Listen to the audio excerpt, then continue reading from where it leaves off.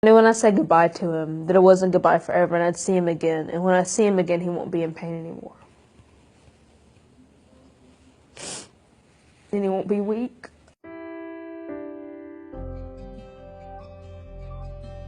I was 6 years old when my mom passed away. My mom died when I was 17. She was sick. She had cancer the majority of my childhood. My dad was sick for as long as I can remember. When I was born, he was just recently diagnosed with multiple sclerosis. I went and talked to my mom. I sat down next to her bed and I told her, I was like, this is what the doctors have told us. They said there might be a solution, but we might have to, go across the country to this doctor's place to try it out.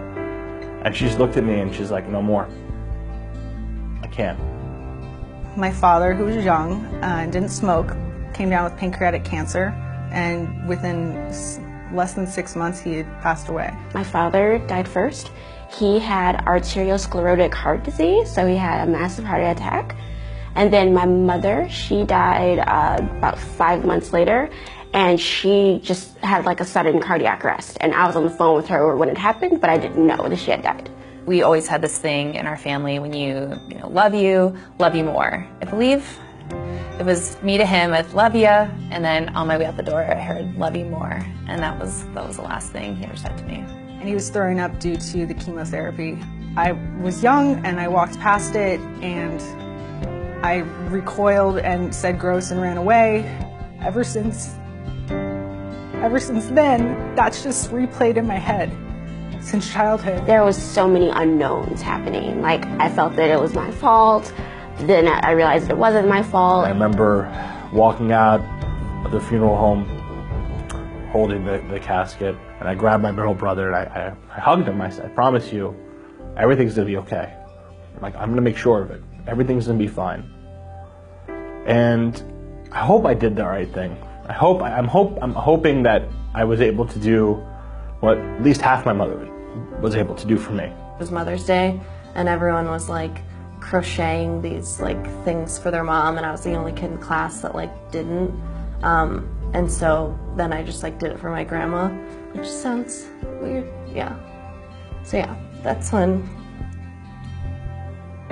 I kind of understood that that everyone else kind of had this thing and I didn't. You never really lose certain memories or certain parts of their personality, and I, to this day, will be watching a movie that I watched with him several times, or a TV show that I watched several times with him, and I can still hear the parts where he laughed. That void is always going to be there, and it's a part of who I am today, but it doesn't have to pull me in. It doesn't have to take over me. And it's something that I work on all the time. I had a therapist for the first 6 months after it happened, because it helps to talk to someone without bias. I go to therapy. I go to therapy because this isn't an issue that's just gonna go away. You are going to deal with the loss of your parents for years. If there's somebody that you care about, you need to let them know. And don't waste time is the biggest thing you learn, because you could be taken today, tomorrow, and 50 years. You don't know. I learned a lot in those 16 years, and I cherish those memories. I always tell my friends, cherish your parents.